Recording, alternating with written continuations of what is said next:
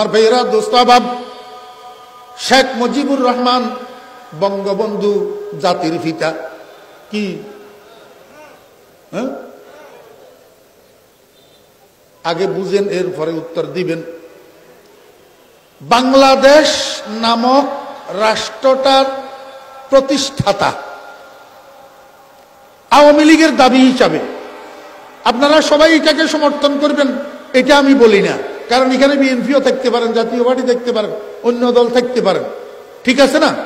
কিন্তু বাংলাদেশ নামক এই রাষ্ট্রটার স্থপতি শেখ মুজিবুর রহমান, সেই হিসাবে উনাকে বাংলাদেশের জনগণের কিছু অংশ জাতির পিতা বলে, জাতির পিতা বলে। এটার সাথে ইসলামের কোনো সম্পর্ক নাই, এটার সাথে ইসলামের কোনো সম্পর্ক নাই।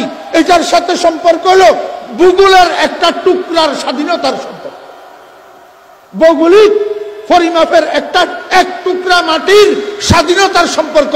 যার হাতে এটা স্বাধীন হয় তাকে ওই দেশের জনগণের, ওই দেশের অধিবাসীদের জন্য জাতির পিতা বলা।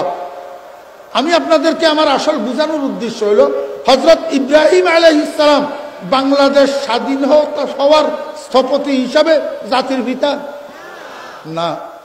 দোস্ত আহবাব, হযরত ইব্রাহিম আলাইহিস সালাম শুধু বাংলাদেশের মুসলমানদের জাতির পিতা নয়, ভারতে মুসলমান আছে না নাই? তাদেরও জাতির পিতা। পাকিস্তানে মুসলমান আছে না নাই? তাদেরও জাতির পিতা। মিডল ইস্টে মুসলমান আছে না নাই? এশিয়া মহাদেশের মধ্যে, আফ্রিকা মহাদেশের মধ্যে, আমেরিকা মহাদেশের মধ্যে, ইউরোপ মহাদেশের মধ্যে, অস্ট্রেলিয়া মহাদেশের মধ্যে, গোটা বিশ্বের মধ্যে যত মুসলমান আছে সমস্ত মুসলমানের ধর্মীয় জাতির পিতা হযরতে ইব্রাহিম আলাইহিস সালাম। আমি আপনাদেরকে এটা বলার উদ্দেশ্য হলো, কেউ কেউ যেন এই কথা আবার মনে না করে ইব্রাহিম আলাইহিস সালামকে জাতির পিতা মানে, বঙ্গবন্ধুরে জাতির পিতা মানে না। অথচ বঙ্গবন্ধু যেই জাতির পিতা, ইব্রাহিম আলাইহিস সালাম সেই জাতির পিতা নয়। ইব্রাহিম আলাইহিস সালাম যেই জাতির পিতা, বঙ্গবন্ধু সেই জাতির পিতা নয়। অতএব দুটোটার মধ্যে সাংঘর্ষিক কোনো কিছু নাই, দুটোটার মধ্যে সাংঘর্ষিক কোনো কিছু নাই। ইব্রাহিম আলাইহিস সালাম গোটা পৃথিবীর মুসলমানদের জাতির পিতা, কারণ এই আব্বাই আমাদেরকে মুসলমান করে নাম রাখছে।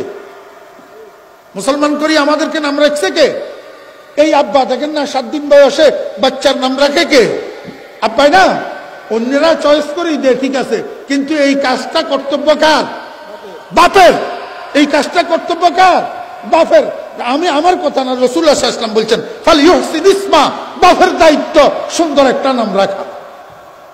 তাহলে হযরত ইব্রাহিম আলাইহিস সালাম আমাদের নাম রাখছেন হুয়া সাম্মাকুমুল মুসলিমিন, আমাদেরকে মুসলমান করে নাম রাখছেন হযরত ইব্রাহিম আলাইহিস সালাম। এই জন্য গোটা পৃথিবীর মুসলমানদের জাতির পিতা। একটু বাঙ্গি বলতে হবে যাতে কারো মনে কষ্ট না যায়। মুসলিম জাতির পিতা, মুসলিম জাতির পিতা, মুসলিম। এটাও হয় নাই, এটাও হয় নাই। কেন হয় নাই আমি আপনাদেরকে একটু বুঝাই। আমাদের জাতীয় পরিচয় 3টা, জাতীয় পরিচয় 3টা। যদি আপনারে কেউ জিজ্ঞেস করে তোমার জাতীয়তা কি, আপনি বলবেন আমি বাঙালি বাংলাদেশি মুসলমান, আমি বাঙালি বাংলাদেশি মুসলমান। বলে হুজুর এতগুলা কেন? এতগুলা হওয়ার কারণ আছে। আমি ভাষাগতভাবে বাঙালি, ভাষাগতভাবে, দেশগতভাবে বাংলাদেশি, আর ধর্মগতভাবে মুসলমান, ধর্মগতভাবে মুসলমান। তাহলে বোঝা গেল আমার একটা ধর্মীয় জাতীয়তা, আর একটা ভাষাগত জাতীয়তা, আর একটা দেশগত জাতীয়তা। এবার আমি আপনাদেরকে বুঝাই। কলিকাতায় বাংলা ভাষায় কথা বলে এমন মানুষ আছে না নাই? এরা কি বাংলাদেশি, বাঙালি? হ্যাঁ, বাঙালি। হ্যাঁ, বাংলাদেশি না।